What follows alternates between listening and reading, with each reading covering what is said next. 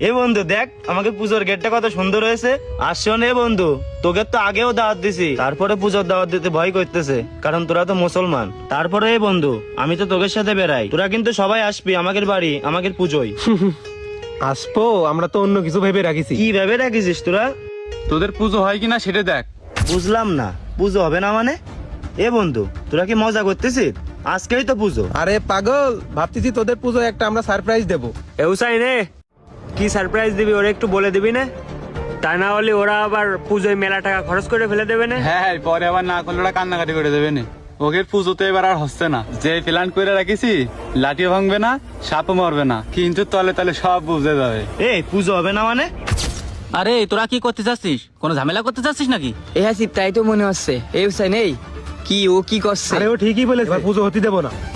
গ্রামে 6-7টা ঘর হিন্দু, আর এই গ্রামে সব মানুষই অন্য ধর্মের। ওদের এইসব ঢাক ঢোলার এবার বাজার দেবো না। আর তুইও আমাকে সাথে থাকবি। ওদের এবার একটা ব্যবস্থা করতে হবে। ওরা সারা রাত ধরে গান বাজনা বাজায়, আমাদের বাকি অন্য ধর্মের লোকজনের সমস্যা হয় না। এই তোর ধর্মের মানুষদের কি সমস্যা হয়? তোদের উৎসব তোরা পালন করিস না, আর তুই এই পোলা পান্ডে এইসব শিখছিস যে পুজোর সময় ঝামেলা করার জন্য। এই মনে মনে তাহলে তোদের এই প্ল্যান রয়েছে? এই আমাদের পুরো ব্যাচের মধ্যে একটা বন্ধু হিন্দু, আর সেই বন্ধুটা আনন্দ তোরা নষ্ট করে দিতে চাচ্ছিস। তোর ধর্ম আলাদা, তোর নিয়ম নীতি আলাদা, তুই তোর মতো ভাবে চলিস, ঠিক আছে। তুই এই কথাটা জোর গলায় বলতে পারিস যে নামাজের সময় তারা জানি গান বাজনা বন্ধ রাখে, গভীর রাতে হিন্দু মুসলমান বলিস সব ধর্মের মানুষই অসুস্থ থাকে, ওই সময় গান বাজনা বন্ধ রাখতি। কিন্তু তুই আগের উৎসব অনুষ্ঠান নষ্ট করতে পারিস না। এই যে বাধা দিয়ার তোর ধর্মেও নেই, আছে কোনো জায়গায় পাইছিস? তাই ভাই শোন, তোরা যে খারাপ বুদ্ধি ও খারাপ প্ল্যানগুলো করে রাখিস, আর আমার কি করছিস আমারও এর সাথে থাকার জন্য? আমার দরকার কি? আমি আমার নিজের ধর্মই ঠিক করে মানতে পারি না, আমি পরের ধর্মে ঝামেলা করতে যাবো কেন? তোর ধর্মে আছে কোনো ধর্মের বাধা দেওয়ার জন্য?